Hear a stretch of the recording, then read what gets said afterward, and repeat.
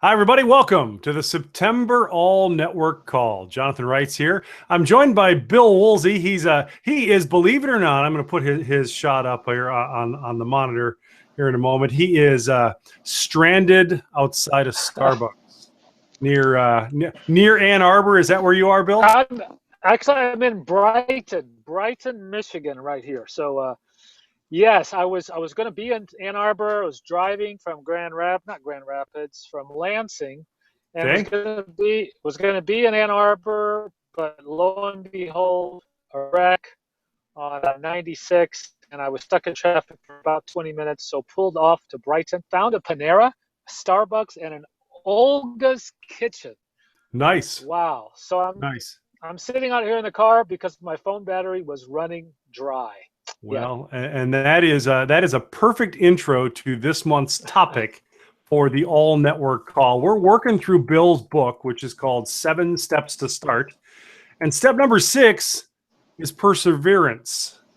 Perseverance in the face of challenges, in the face of things that don't go according to plan, in the case of traffic accidents on the interstate that delay your arrival at your destination so that your start can flourish. Now I guess my question to you, Bill, would be, how is it that perseverance becomes such a crucial component, or maybe why is it that perseverance becomes such a crucial component for sacramental entrepreneurs that want to start something new to reach new people? The sure majority of people are probably going to think your idea is so, but uh, won't have that much belief that you could bring it about. So almost from the beginning, you're going to have to persevere through doubt, through then you're going to hit a number of obstacles. Who knows which obstacles you're going to hit, whether it's a traffic accident, or you're going to have a staff person you thought you were going to be able to depend upon, or you're going to have a location, you're going to have somebody get sick. There's always going to be some event that doesn't turn out the way you want it to turn out. People who don't deliver like you think they're going to deliver, numerous obstacles that Satan's going to throw in your way, frankly, to keep your start from going. So you're going to have to persevere. Now, really, there is a key component to all of this. As you're seeing a photo of Bill in action, celebrating Start New to Reach New with sacramental entrepreneurs from last year's Wiki conference. Is this the Waffle House photo? It is the Waffle House photo. I am not too proud to say that all of the 5-2 network is enjoying your smile with Chris Kopka right next to you and Samuel Woolsey on the other side, persevering through challenges as a sacramental entrepreneur from last year's Wiki conference. Now, if I'm hearing you right, you immediately went to the spiritual component of why perseverance is so crucial. Now, lots of people will say, spiritual warfare along those lines, that's not a real thing, how much of that do we really have to be concerned about? What's your advice to sacramental entrepreneurs that want to attribute every bit of the needed perseverance to the fact that you need that's their spiritual warfare on? How much of that is really an issue, I guess, is my question. That's probably the cleanest way to say it. How much is spiritual warfare really an issue for a sacramental entrepreneur? I think it's a very fundamental and foremost issue. It's not the only issue, and I would not attribute every obstacle you face to quote unquote spiritual warfare, but it is the most fundamental going to face, and it really is an orientation issue. So that if you orient as if that's not a reality, that Satan is not real, or Satan does not want to discourage your start from happening, a start that's supposed to connect people who don't know Jesus into Jesus's body here on earth and eternity. If you start with that without that being reality, then my sense is you're not going to take advantage of the very real sacramental faith and strength that Jesus gives us through his presence. So yeah, it's a foundational issue. It's fundamental, and really you need to understand that your number one enemy of all is Satan. Discourage, to sabotage actions from bearing fruit.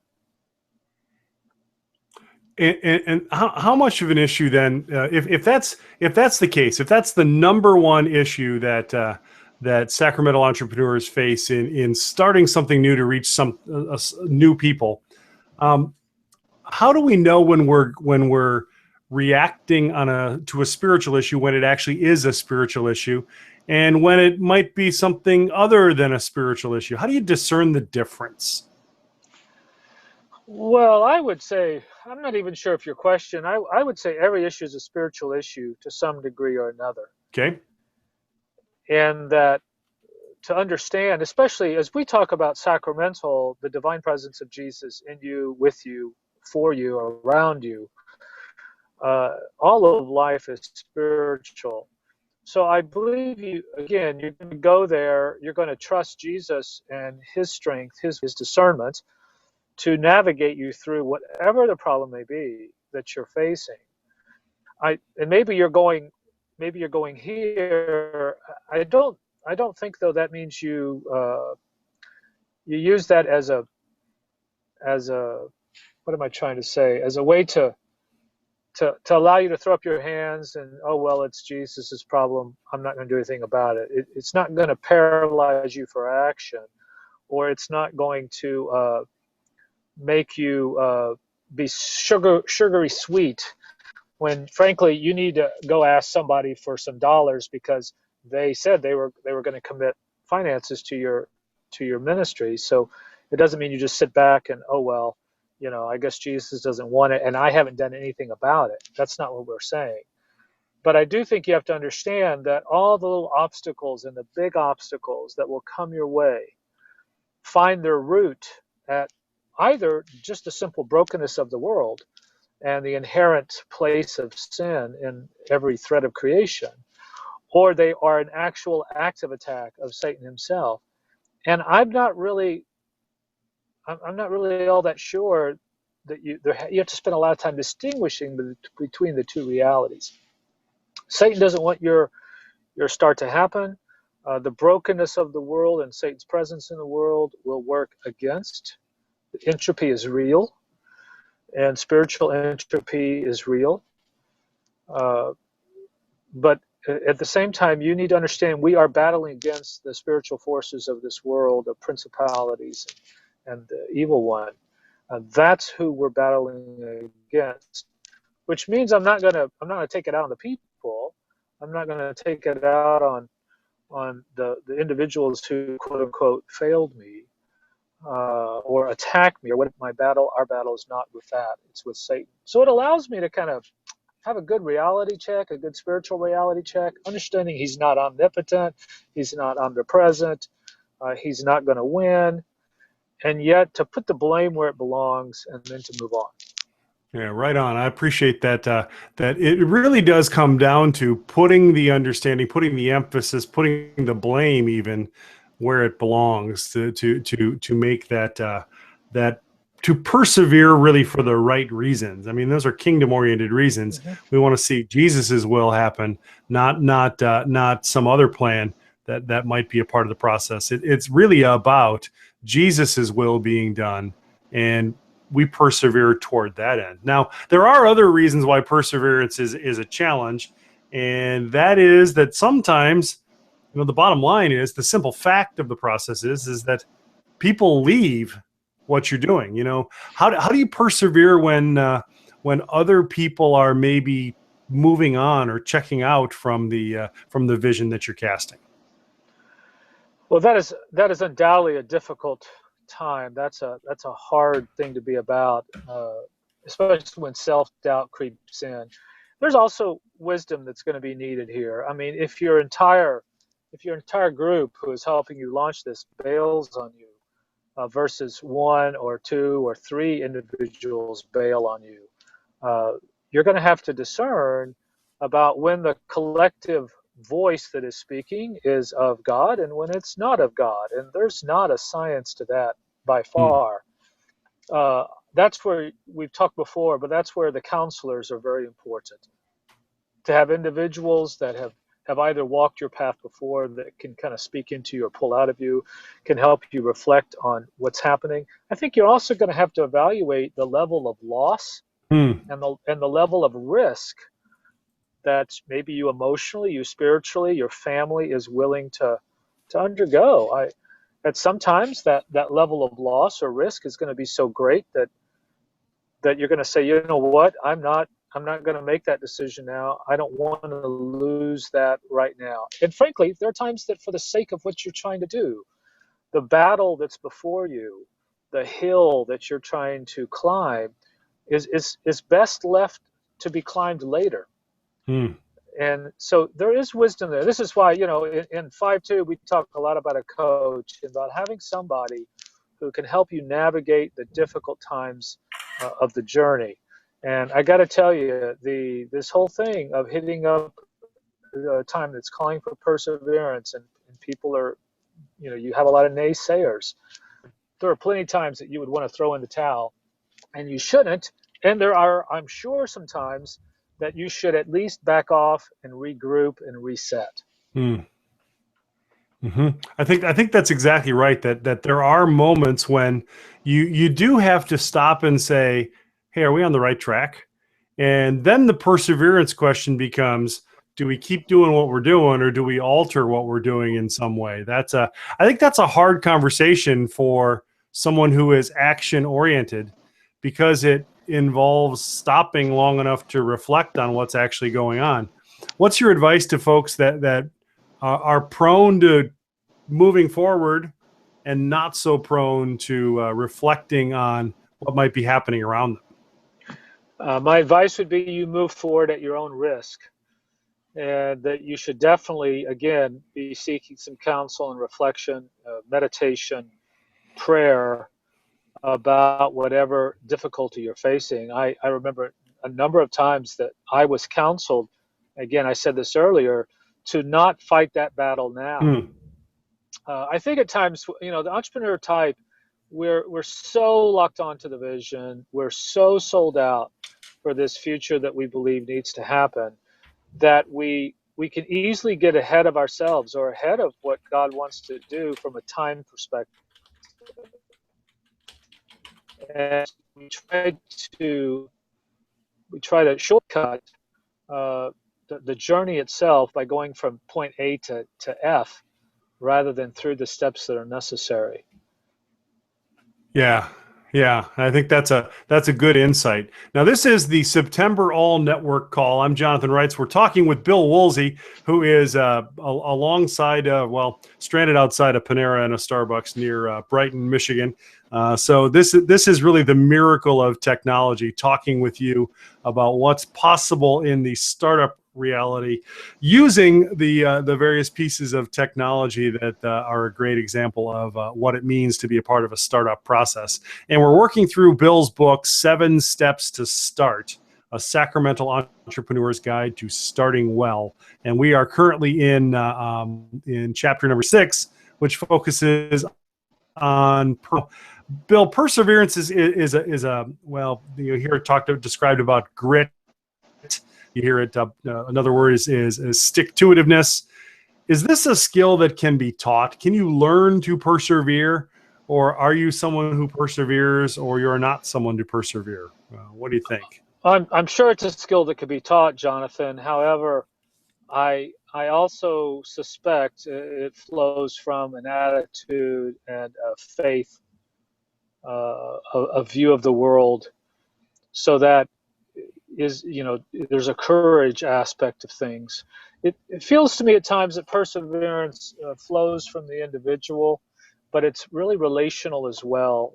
There are components of perseverance Hmm. that are strengthened and given by community. I mean, think about it. Think about the times that you've thought in your own head, do I really make this decision or not? And when God brings a number of people around you saying, yes, what you are feeling is right, what you believe needs to happen is correct, and how that gives you strength and allows the perseverance to not be as alone or frankly as difficult. And so I do believe it can be quote unquote taught or caught, uh, but it definitely flows from a sense of identity, who we are in Hmm. Jesus. It flows from a sense of calling. Uh, how important is this future that we're trying to move into? How critical is this entity that we're trying to start? So all those things come together. It can be skill-ish, but it is definitely deep. Yeah, that actually speaks directly into the thought that popped to mind is this is both a competence question because you're going to demonstrate ability or skills through perseverance, but it really is also a character issue as well. It speaks down into that deep wiring that Jesus gave you and how that comes to life.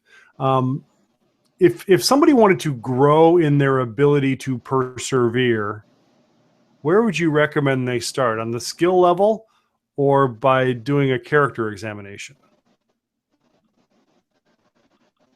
Well, I would probably do, me, I'm a Lutheran, so I would do both and. I would, I would definitely have, I would I'm definitely have sorry, that some wasn't the character, question. I would do. Uh, there's always the rooting back to character, but more than that, to faith, to relationship of Mm. Jesus. So you can't do just the skill. At the same time, I'm a big believer in real-time learning, and so I think then there's the mentoring, there's the putting yourself into situations where are difficult situations, where it's not easy. The decisions are not nickel penny and dime kind of situations. Uh, so again, I think it's a both and issue. If you're truly going to grow, truly going to persevere, it's experiential, right? If I've been through something similar to this before, difficult, it prepares more difficult callings and more steep problems, you might say. Okay, that's good. That's good. Now, we're having a conversation with Bill Woolsey about perseverance. So we're going to move into the second half of our conversation about propagation or setting the stage for ministry effectiveness coming up in just a moment. If you have a question or a comment, we'd love to see you put it on Twitter using the hashtag 52Live. Seeing a couple of good observations about the very topic of perseverance. I love this question coming in on Twitter, Bill. This came in a direct message to me, wondering about what kind of encouragement would you offer to a sacramental entrepreneur who just isn't sure that they have found the right ministry opportunity to move themselves forward. What kind of specific encouragement to persevere would you offer? Well, I mean, there's a couple sides there. One, until Jesus moves you to something else, the whole cliche, you live where you're planted. And there I would be asking Jesus to reveal to me either change my heart and make it where I find great joy and discover that in that situation. Frankly, to be in something that's discomforting and difficult for you is a way to grow your perseverance, right? I mean, you're having to discover joy, to really seek what Jesus is trying to teach you in that particular situation. So on one hand, the encouragement there uh, is to keep facing the situation, but at the same time, then I would make that I would also make it a situation of me really learning more about myself, about how Jesus has wired me. Don't know if we have a new assessment process in 5.2 that you could take that. There are any number of online kind of assessments you could take. So I would use that as a time to really grow in your understanding of how Jesus has created you. And then I would be praying for him to reveal the place where you could go or the ministry you could be a part of that would make a great use, a great pair of gifts and that ministry's needs. I think if you get to the point of saying, you know what, I have a real clear picture of where I think Jesus wants me to be, and I'm called to start that ministry, then I would say I would suggest you to go to speak to those over you in authority in the church, your ecclesiastical supervisors, if you are a professional church worker, or especially, I guess I would say, your spouse, your family. This is what I sense God. But you need some confirmation of that. I think there needs to be somebody, some significant group of Christians who are saying, you know what, that's right. We look at it too. We're seeing the same thing. And that will actually give you some courage as you move out. Right on, right on. Now, there's a couple of interesting quotes here in the Seven Steps to Start's book that I want to throw out to you. First of all, not everyone will love every bend in the road as you travel to the start of your new idea. I think that's a great insight, really, really powerful. And the key question, what core values drive this conflict? Talk to me a little bit more about the role of values in those in that idea of persevering toward an outcome that you are committed to or that you believe in. What role do values play? Well, that's a great question, and that's a seminal point. Ultimately, virtually any conflict you're going to have is going to boil down to some kind of a values issue. And as you stated that, Jonathan, there will be some issues that you're going to need to persevere through. Period. They're such core who you are, right? Mm-hmm. I'm mindful of in Houston. Read an article a week or so ago. I believe it was in Houston of a father who somebody hopped into his car. His son was in the back. His wife was in the front. They hopped into his car with a gun to rob them, and was threatening his family. The father was, he immediately tried to wrestle the gun away. Ended up both him and the gun were killed in the battle. But that value, that protection of family, he could not say, well, forget that one right now. So you're going to have these core values that for you are just non-negotiable. Now, you have to understand that they may very well be negotiable for others, and you're going to die on that sword. They're not going to die on the sword. But if it's that core to who you are, you're going to need to be true to that. One of them in my life is just respect for all, especially when it comes to an ethnic or a socio-demographic or socioeconomic perspective. So I just have no grace almost for treating with ill will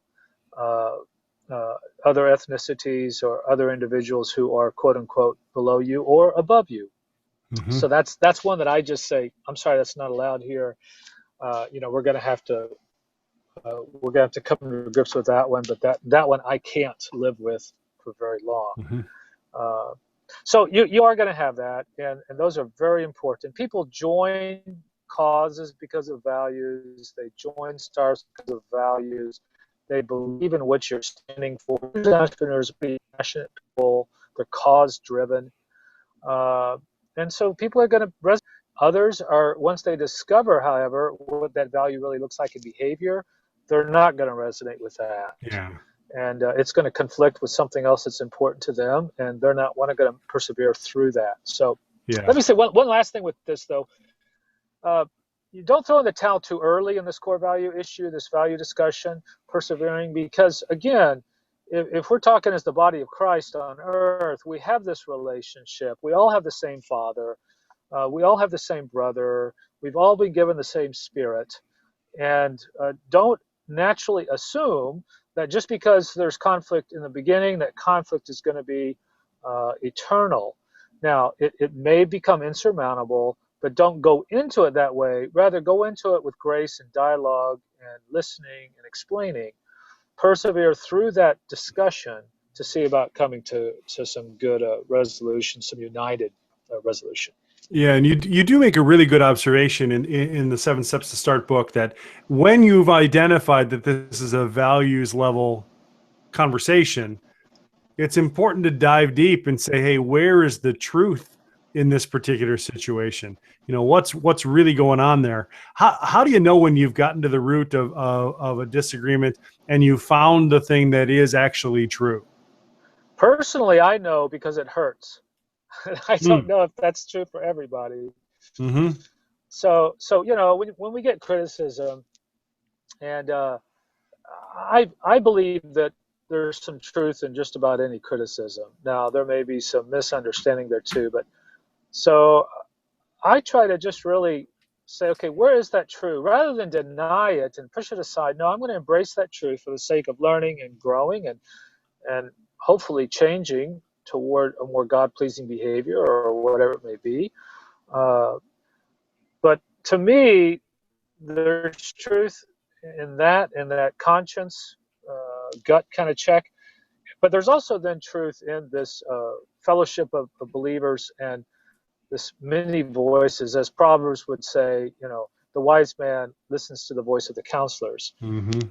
So I think that truth is discovered through listening to others. It's the reason why you need to have truth tellers around you. People who will tell you truth about what they see, even if they think it's going to hurt you. Mm-hmm. Mm-hmm. In fact, that sets up maybe my favorite quote from the entire Seven Steps to Start book. I'd love to hear you just expand a little bit on this line. When the leader speaks brutal truth, it relieves others from having to do so. Say more about why that's so important for perseverance purposes.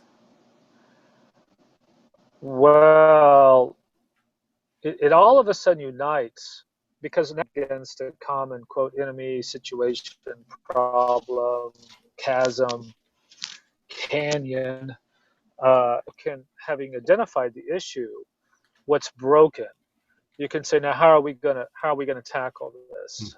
It becomes a we problem.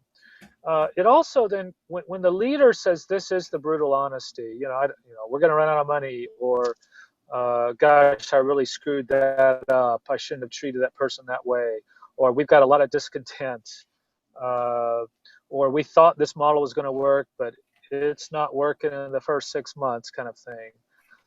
When you identify those problems, this is the truth, this is reality.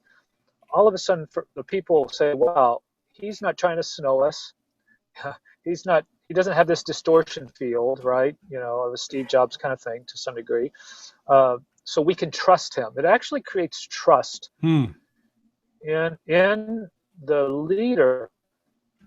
I think you see some of that. I don't, not to talk politics like this, but you see some of that right now in this crazy love for Trump that's happening, amongst a slice of the population. How he's talking about how America is not great right now, and we need to get back to greatness. Now, not everybody believes that, but there are that do believe that, and so for them, he's calling the things like he sees them, and he's telling the truth.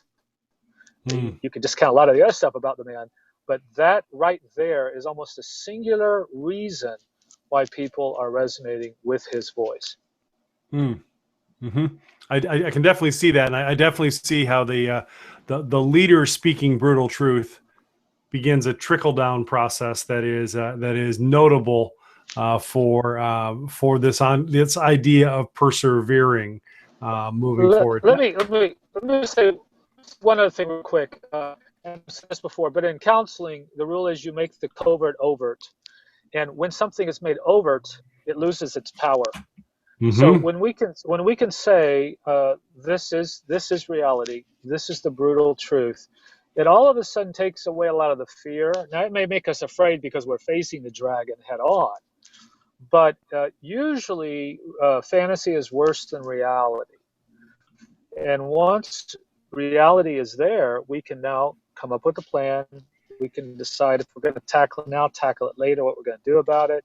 It's just an amazing, freeing experience when that happens, and it really it brings you some energy for making that climb that you got to climb. Mm-hmm. In the coaching world, we say you can't coach what the client won't say.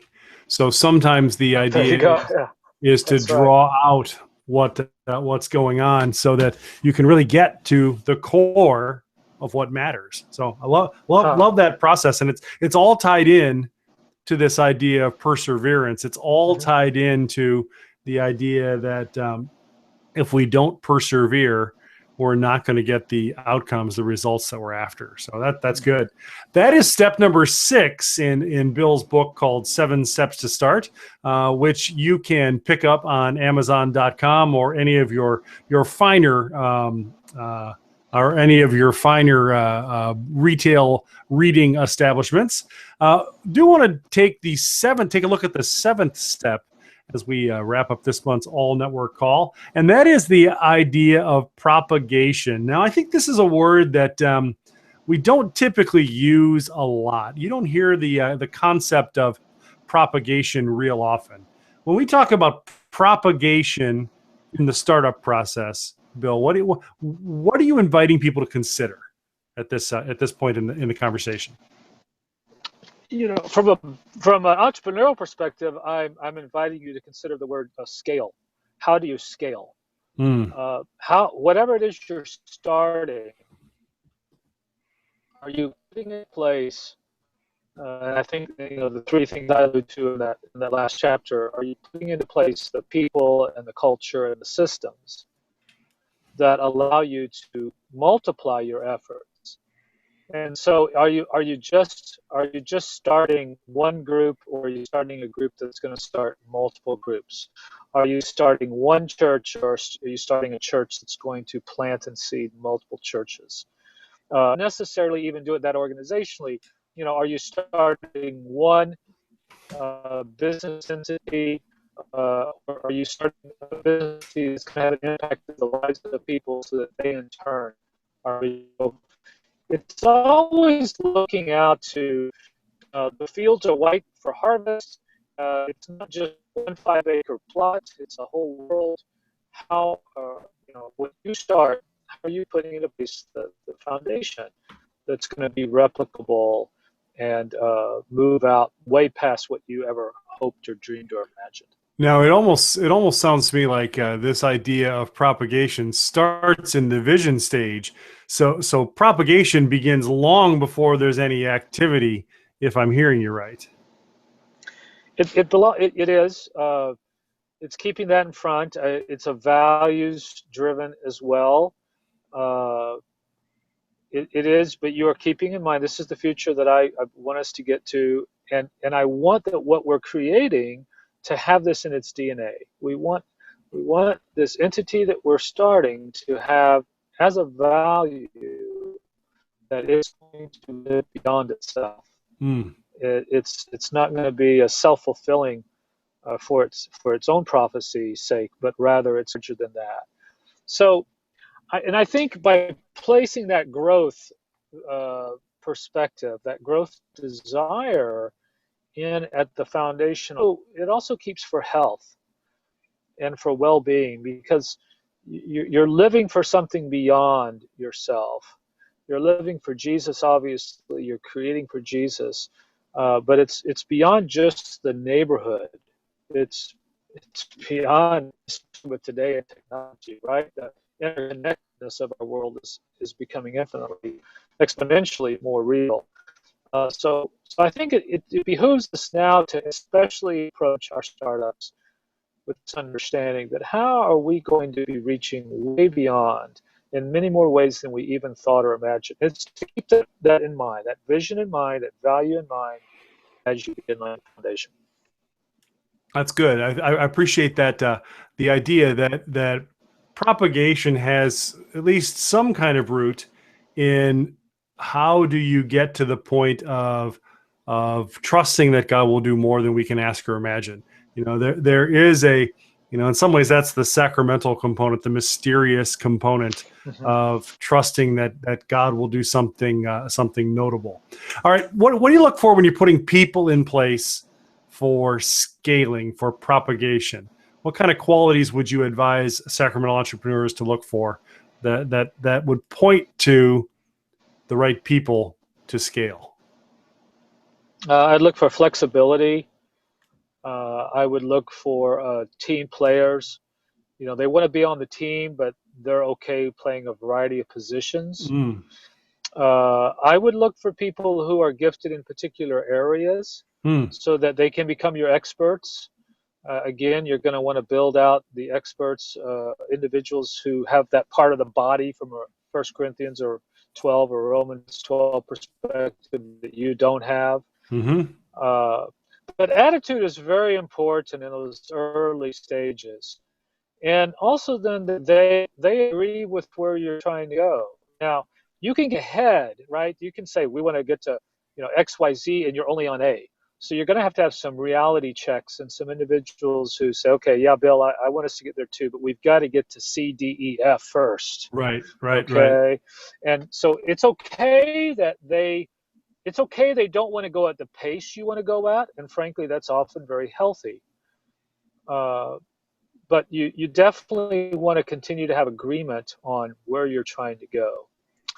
So flexibility, people, very important. They have deep love for Jesus, and they live out that love in the love for others. They're people of integrity, so that there's trust there. You're going to be able to trust them with items and portions. And then I think the last thing I would just say is that they are continuous learners.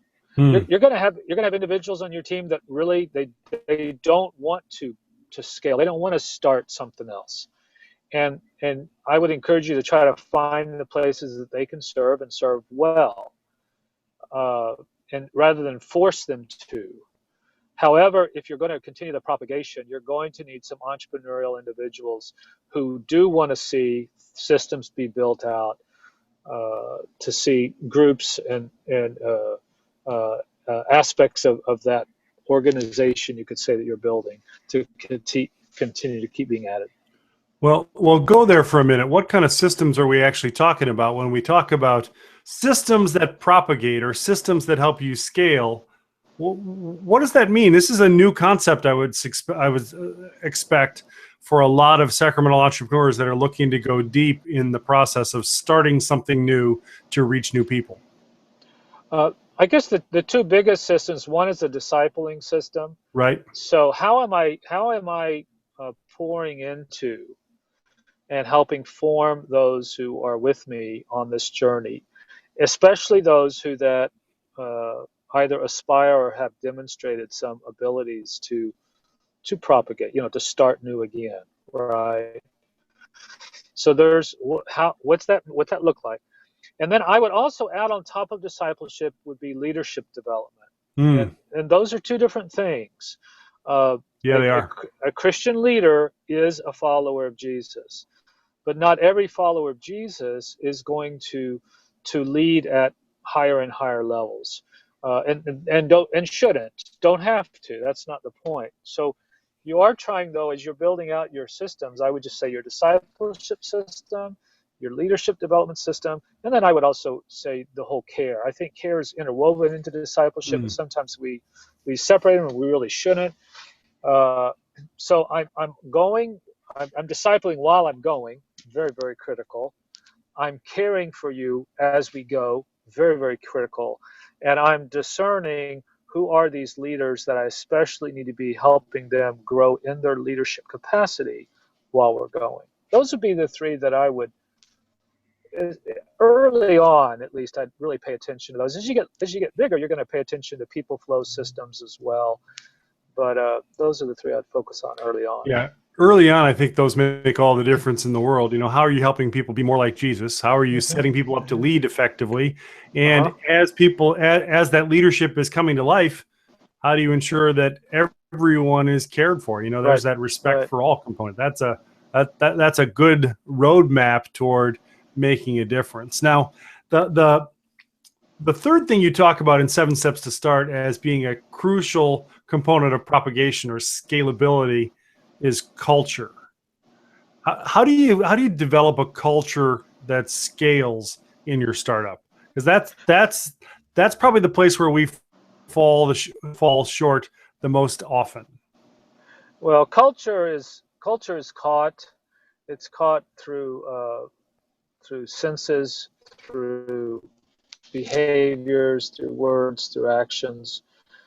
And so I would just say culture, I think scalable would be again in behaviors that the leader demonstrates the boundaries on behaviors in the entity, in the organization, what's acceptable, what's not acceptable.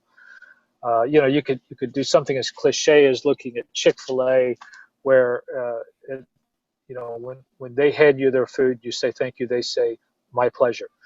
So that phrase, my pleasure, that Chick-fil-A uses is actually my kids laugh about it. We talk about it, how we make jokes about my pleasure. But that is the scalable, that was caught, right? Culture is caught there, but it was caught through a heart sense built into that individual of that rather than say you're welcome, you talk about how, you know what, we enjoy what we're doing. This is our pleasure to serve you. It's our pleasure to give great food. And it kind of turns the table. So that would be culture is it flows out of your values, what you believe, but then it always has on flesh. Culture always takes on flesh. Mm. And it's going to take on the flesh again of words. It's how interpersonal space is used. It's going to be colors, images. It's going to be sounds. It's this whole conglomeration of what comes together in an atmospheric kind of way. What's kind of fascinating, I was watching a Q talk recently on done by Keller, and he's talking about culture and how in the early part of history, culture was always used in agricultural kind of ways. And so it came from the issue that culture was nature. And so it was never meant to be left alone. You would do something with nature to make it better or to serve people. And so you have culture, and then as the being, you then had the word start to be used of individuals, and you would become cultured people. So they would be changed and bettered. Mm. And yet, what we see today, right, is that part doesn't. That's a false assumption. It's a false dichotomy. Mm-hmm. And so, what we want to when we're creating culture or we're protecting culture is really going back to Christ, back to Jesus, to what are the values, again, coming out of the epistles, coming out of the gospels, that we see on love the Lord your God with all your heart, neighbor as yourself. That's it all boiled down. How do we create settings that propagate those two heartfelt behaviors, expressions of faith? As Paul says, the only thing that really counts is faith showing itself in love. Mm-hmm. So what are we doing? And this is the role of that leader, that entrepreneur, of really kind of taking a step back and going, you know what, that's not helping this culture. Because if I can put that into people, and then I see that they transfer it using their words, when they start making decisions based upon those values, now that culture's become scalable, and now it's moving forward. That's one of the things that I don't remember where I heard this originally, but I heard that there are 4 key components to a disciple that is a part of a discipling culture, and that is that they first of all, they learn, they talk about what they learn, they can teach someone else what they've learned, and their actions match their words. And those are all the components that you just laid out as of a culture that scales. So, anything else you'd add to that description? Of the discipling culture? Yeah. Yeah, I would. I think it's this whole mentoring aspect of things, right? And so adults learn by doing, and Mm-hmm. adults only learn when they feel a need to learn. Yep. So they don't learn if there's no rub, if there's no law, if there's no issue there for they kind of tune it out. If there's So no I would pain. say you're discipling if there's no gap. Okay, there's no gap in their life. So Right. you want to create a gap. So you put them into situations where the situation itself creates the gap. There's perseverance again, but I thought you were going to go where they watch you do, and then they kind of do and talk about it with you, and then So there's that whole mentoring kind of four-step mentoring of I do, Hmm. you watch, we talk, and then I do, you do, we talk, and then you're going to do, I'm going to watch, then we're going to talk, and then finally you're going to do this with somebody else. So it's that doing, watching, talking kind of triad that's going to really help that discipling culture to move forward. Why is it that thinking about ministry that scales is so difficult for us in the church? This is a concept the business world, the wider academic world, lots of other places have embraced. Why is it that thinking about propagation or scale is so difficult in the church environment? Probably two reasons. One, those of us who live in the church world, we don't like, and I just had this conversation today with a whole group of people. We don't like to think we also live in the business world, and yet Mm. the first, second, third articles are all intermingled, and we should. We have no problem listening to a Christian counselor talk about the reality of psychology and how men and women are wired. We have no problem with the James Dobsons talking about the difference between boys and girls. And yet we have a huge, if I'm going to start a church, I need to think about how it's going to generate revenue so we can pay the bills. All right. Hmm. So I don't know what's there. I don't know why that is, but that is for sure a reality. I suspect one aspect of that is that we have seen oodles of examples of how living in the first article reality or business reality has destroyed people. Mm. And therefore, perhaps the pendulum has swung so far that we don't even want to go there.